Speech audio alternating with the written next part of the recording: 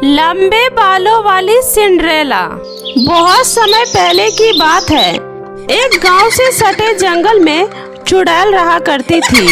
वह चुड़ैल बहुत ही उदास रहती थी क्योंकि उसका कोई संतान नहीं था। वह चाहती थी कि वह अपनी सारी काली शक्तियाँ और गहरे रहस्य अपनी संतान को दे दे। एक दिन उस चुड़ैल ने तय किया कि वह गांव में पैदा होने वाली पहली लड़की को सभी से दूर ले जाकर उसे बिल्कुल अपनी बेटी की तरह पाल पोस कर बड़ी करेगी। बुराई का जादू और रहस्य पूरी दुनिया पर कब्जा करेगा। हा हा हा हा। जंगल से सटे गांव में सुरेश और सुषमा नाम के दंपति रहते थे। सुषमा माँ बनने वाली थी। इस बात से दोनों ही बहुत ही खुश थे, लेकिन उनकी खुशी लंबे समय तक नहीं चली और एक दिन सुषमा बहुत ही बीमार हो जाती है। जैसे जैसे दिन बीत रहे थे, सुषमा और ज्यादा बीमार हो रही थी और उसका वजन भी कम हो रहा था। सुरेश यह सब सोचकर बहुत ही चिंतित था।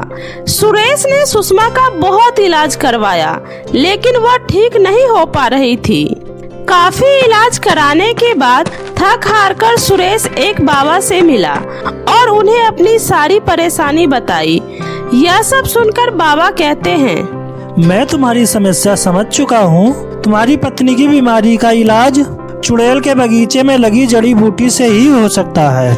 अब तुम्हारी पत्नी को सिर्फ वो चुड़ैल ही बचा सकती है।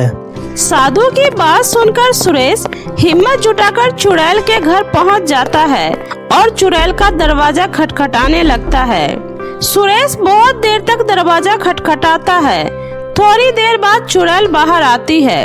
इतनी देर से मेरा दरवाजा खटखटा रहे हो? लगता है तुम्हें बहुत ही आवश्यक काम है।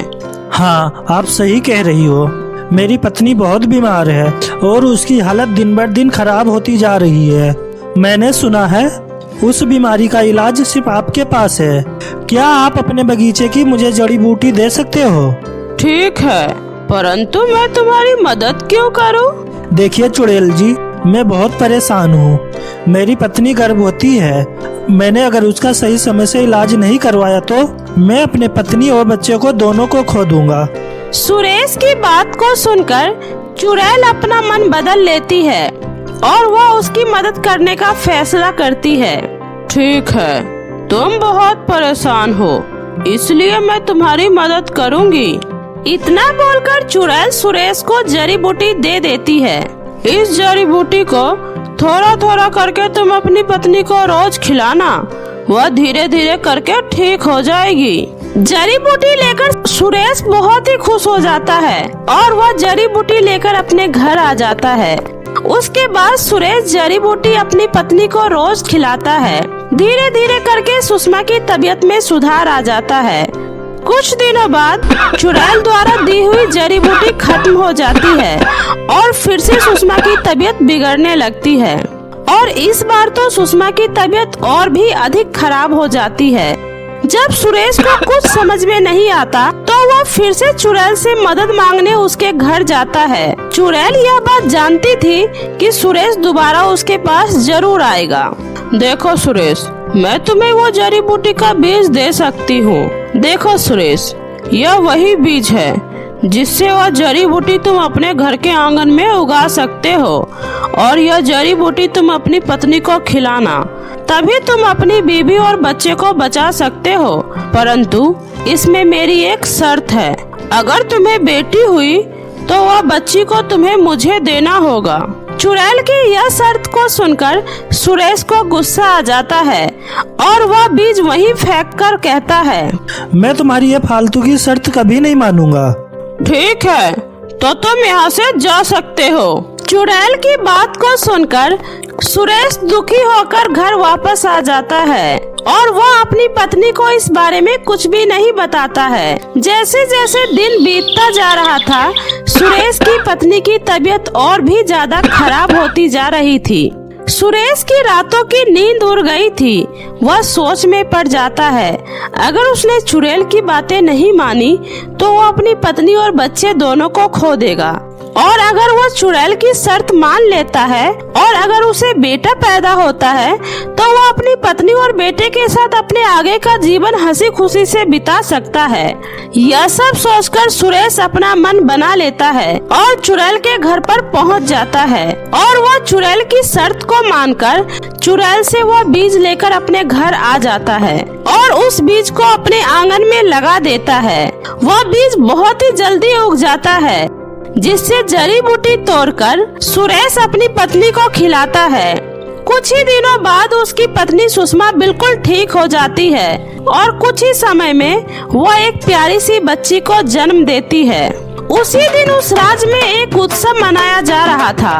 उस गांव की रानी ने भी एक बेटे को जन्म दिया था। राजा बहुत ही खुश था क्योंकि राज्य को संभालने के लिए एक राजकुमार पैदा हो गया था। पूरे राज्य की जनता राजा से बहुत प्यार करती थी। गांव में दो खुशियां आई थी, एक तो सुरेश की बेटी हुई थी और एक राजा का बेटा। किसी को यह खबर नहीं थी कि भविष्य में सुरेश की बेटी और राजा का बेटा ही राज्य के राजा रानी बनेंगे। सुरेश और सुषमा की खुशी ज्यादा दिनों तक नहीं रही। एक दिन वही चुड़ैल दरवाजे पर दस्तक देती है और शर्त के अनुसार सुरेश को अपने मन पर पत्थर रखकर अपनी बेटी को चुड़ैल को देना पड़ता है। तुम दोनों चिंता मत करो, अब से यह मेरी बच्ची है, मैं इसका पूरा ध्यान रखूंगी और हाँ, मैं इसे सिंड्रेला का नाम देती हूँ। इतना बोलकर वह चुड़ैल सिंड्रेला को लेकर जंगल में पहुँच जाती है। जंगल में एक बहुत बड़ा पेड़ था। चुड़ैल सीढ़ियों से उस पेड़ के ऊपर चली जाती। चुड़ैल का घर पेड़ के ऊपर बहुत ही ऊंचाई पर था। वह पेड़ की आखिरी ऊंचाई तक सिंड्रेला को लेकर पहुंच जाती है और वहीं पे सिंड्रेला का पालन पोषण करती है। ओ मेरी प्यारी बच्ची, मैं तुम्हारा पूरा ध्यान रखूंगी। सिंड्रेला, मेरी सुंदर बेटी। चुड़ैल को ही अपनी माँ मानकर सिंड्रेला ने उस पेड़ के ऊपर अपना जीवन जीना शुरू किया। दिन के समय सिंड्रेला पेड़ से नीचे उतरकर जंगल में खेला करती और रात के समय पेड़ की आखिरी मंजिल पर चढ़ जाया करती थी और अपने छोटे से कमरे में लौट आया करती थी। चुड़ैल ने अपनी बेटी सिंड्रेला के बाल कभी नहीं काटे। चुड़ैल रोज अपनी बेटी के बालों में कंघी किया करती थी। अपनी माँ के द्वारा कंघी करवाना सिंड्रेला को बहुत ही पसंद था। ऐसे ही दिन गुजर रहे थे। सिंड्रेला अब बड़ी हो गई थी और अब वह एक किशोरी बन गई थी। एक दिन चुड़ैल पेड़ के नीचे आती है और सिंड्रेला को आवाज लगाती है। सिंड्रेला, मेरी प्यारी बच्ची, अपने सुनहरे लंबे बाल नीचे फेंको बेटी। अपनी माँ की आवाज सुनकर सिंड्रेला अपने सुंदर सुनहरे बाल नीचे गिराती है। सिंड्रेला के बाल अब पेड़ की आखिरी हिस्से तक पहुँचने लगा था।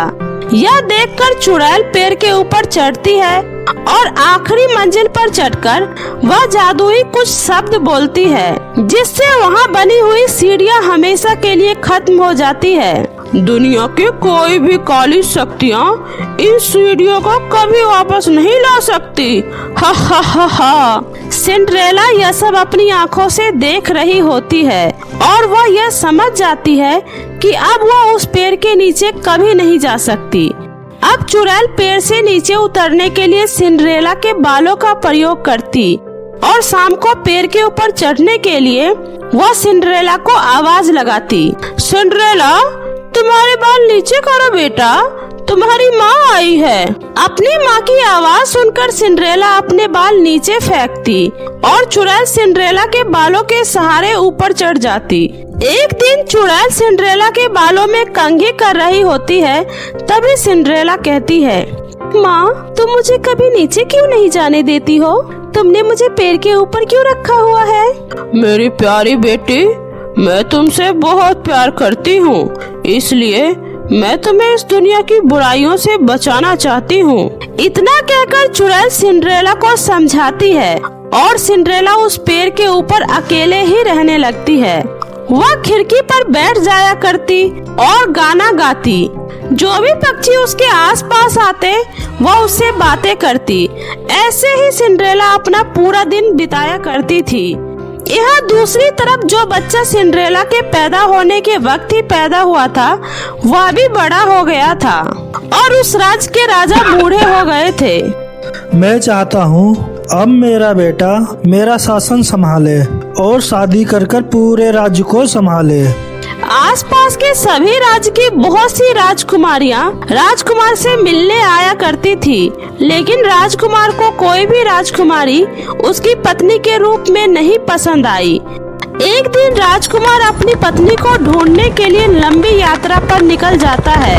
जब वह उसी जंगल से जा रहा होता है तो उसे वहाँ एक लंबा सा पेड़ दिखाई देता है जिस पर एक छोटा सा घर बना हुआ था। यह देखकर राजकुमार अपने आदमियों से पूछता है, मैं इस जंगल में कभी नहीं गया हूँ, चलो इस जंगल में चलते हैं, शायद मुझे इस जंगल में कोई नया रास्ता मिल जाए। राजकुमार, यह एक जादुई जंगल है, जो भी जंगल में जाता है वो कभी लौट कर नहीं आता। ऐसा तो तुम कह रहे हो, क्या पता ये अफवाह हो। मैं इन बातों पर विश्वास नहीं करता, चलो हमें अंदर चलकर देखना चाहिए। राजकुमार अकेले ही उस जंगल के अंदर प्रवेश करता है। कुछ दूर जाने के बाद उसे वहाँ एक लंबा सा पेड़ दिखाई देता है जिस पर सिंड्रेला रहा करती थी। तभी राजकुमार के कानों में एक मधुर संगीत की आवाज आती है जो उस पेड़ के ऊपर से आ रही थी। वाह, कितनी मीठी और सुरीली आवाज है। राजकुमार कुछ देर तक गाना सुनता रहा और सिंड्रेला की खूबसूरती को देखता रहा। उसी समय चुड़ैल वहाँ पर आती है और सिंड्रेला को आवाज लगाती है, सिंड्रेला, अपने सुनहरे बाल नीचे फेंको बेटा, तुम्हारी माँ आई है। चुड़ैल की आवाज सुनकर सिंड्रेला अपने बाल नीचे फेंक देती है और चुड़ैल उस बालों के सहारे ऊपर चढ़ जाती है। अच्छा, तो इसका नाम सिंड्रेला है। ऐसे ही कुछ दिनों तक राजकुमार यह सब छुपकर देखता रहता है। फिर एक दिन राजकुमार साहस जुटाकर जब चुड़ैल वहाँ से चली जाती है तब उस पेड़ के पास जाता है और आवाज लगाता है, सिंड्रेला, सिंड्रेला। सिंड्रेला ने पहली बार अपनी माँ के अलावा किसी और की आवाज सुनी थी। पहले तो वह बहुत ही डर गई थी, लेकिन बाद में वह यह जानना चाहती है कि वहाँ उस जंगल में आखिर कौन हो सकता है। इसलिए वह खिड़की से नीचे देखती है। वह देखती है कि नीचे एक राजकुमार खड़ा होकर उसे देख रहा है। तुम कौन हो और तुम मुझे कैसे जानते हो? तुम्हें मेरा नाम कैसे पता? मैं इस राज्य का राजकुमार हूँ। मैं तुम्हारी आवाज सुनना चाहता हूँ और तुमसे बात करना चाहता हूँ और तुमसे मिलना भी चाहता हूँ। क्या तुम नीचे आ सकती हो? नहीं, मुझे अनजान लोगों से बात करने की अनुमति नहीं है। कृपया करके तुम यहाँ से चले जाओ। देखो, डरो मत, तुम्हें मुझसे कोई खतरा नहीं है। मैं तुमसे वादा करता हूँ, मैं तुम्हें कोई हानि नहीं पहुँचाऊंगा। कृपया करके तुम नीचे आ जाओ ताकि हम बात कर सके। पर मैं नीचे कैसे आ सकती हूँ? यहाँ से नीचे उतरने की कोई सीढ़ियाँ नहीं है। सिंड्रेला और राजकुमार आपस में बात कर ही रहे होते हैं, तभी चुड़ैल वहाँ आ जाती है। सुनो, यहाँ से जल्दी से चले जाओ, मेरी माँ आ रही है। अगर उन्होंने तुम्हें यहाँ देख लिया तो फिर अच्छा नहीं होगा। यह सुनकर राजकुमार तुरंत जाकर पेड़ के पीछे छुप जाता है और चुड़ैल पेड़ के पास पहुंचकर अपनी बेटी को फिर से आवाज लगाती है और अपनी बेटी के बालों के सहारे ऊपर पहुंच जाती है। राजकुमार अब चुड़ैल के जाने के बाद हर रोज सिंड्रेला से बातें करने आने लगता है। अब सिंड्रेला और राजकुमार अच्छे दोस्त बन जाते हैं और सिंड्रेला को भी अब समझ में आ जाता है कि राजकुमार से उसे कोई खतरा नहीं है। एक दिन राजकुमार उससे मिलने के लिए उसके बाल नीचे फेंकने के लिए कहता है। सिंड्रेला बिना संकोच किए अपने बाल नीचे फेंक देती है। राजकुमार उसके सुनहरे बालों के सहारे ऊपर चढ़ जाता है। सिंड्रेला भी बहुत ही उत्सुक थी। उसने पहले कभी किसी इंसान को नहीं देखा था और आज उसके सामने एक राजकुमार खड़ा था। सुनो सिंड्रेला, तुम्हारी माँ ने तुम्हें इस पेड़ के ऊपर कैद क्यों कर रखा है? माँ ने मुझसे ये कहा है कि यह दुनिया बुराइयों से भरी हुई है और वह मेरी रक्षा करती है, इसलिए वह मुझे इस पेड़ से नीचे नहीं जाने देती। लेकिन ये तो बहुत आश्चर्य की बात है कि एक माँ अपनी बेटी को बाहर क्यों नहीं जाने देती और वह उसे ऐसी जगह कैद करके रखती है जहाँ कोई नहीं आता जाता। मैं मानता हूँ कि दुनिया में बहुत सी बुराई है, लेकिन दुनिया खूबसूरत भी तो बहुत है। राजकुमार की बात सुनकर सिंड्रेला अब यह देखने को बहुत उत्सुक होती है कि क्या राजकुमार सही कह रहा है। क्या सच में बाहर की दुनिया बहुत ही खूबसूरत है। अब वह बाहर की दुनिया देखना चाहती थी। आखिरकार एक दिन सिंड्रेला ने अपना मन बना लिया और वह उस पेड़ से भागने का फैसला करती है। उस रात जब चुड़ैल उस पेड़ के पास पहुंचती है तो वह देखती है कि सिंड्रेला ने अपने बाल पहले से ही नीचे छोड़ रखे थे। लगता है सिंड्रेला ने मुझे आते हुए देख लिया था, इसलिए उसने पहले ही अपने बाल को नीचे छोड़ दिए हैं। चुड़ैल उन बालों के सहारे पेड़ के ऊपर चढ़ जाती है। ऊपर चढ़ने के बाद वह देखती है कि सिंड्रेला वहाँ नहीं है, बल्कि उसकी चोटी खिड़की से बंधा हुआ लटक रहा है। चुड़ैल को यह एहसास हो जाता है कि सिंड्रेला इस कैद से बाहर निकल गई है। सिंड्रेला, तुमने मुझे धोखा दिया। इधर सिंड्रेला और राजकुमार उस जादुई जंगल से बाहर निकल आते हैं। राजकुमार समझ जाता है कि यह जादुई जंगल बस एक ढोंग है। असल में वहाँ पर ऐसा कुछ भी नहीं था।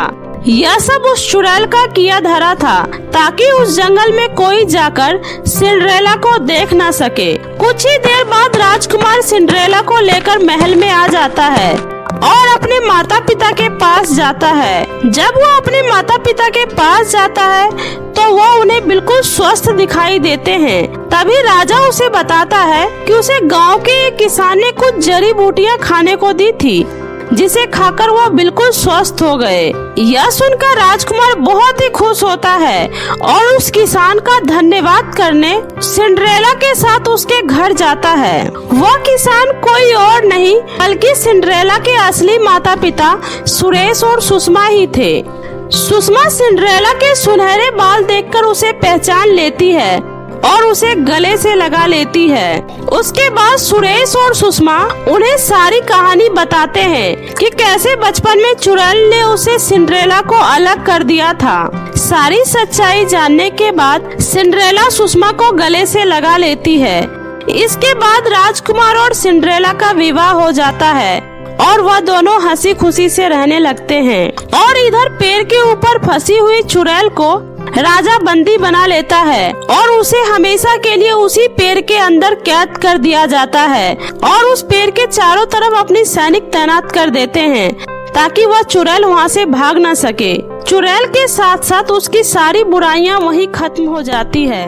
तो मेरे प्यारे दोस्तों, कैसी लगी आपको मेरी ये कहानी मुझे कमेंट करके जरूर बताएं और कहानी अच्छी लगी हो तो अपने दोस्तों के साथ भी शेयर करें। और हाँ दोस्तों, अगर आपने अब तक मेरे चैनल जादुई टीवी को सब्सक्राइब नहीं किया है तो प्लीज जल्दी से लाल बटन दबाकर अभी सब्सक्राइब कर ले। तो मिलती हूँ ऐसे ही नई मजेदार जादुई कहानी के साथ। तब तक आप अपना ध्यान रखें। बाय बाय दोस्तों।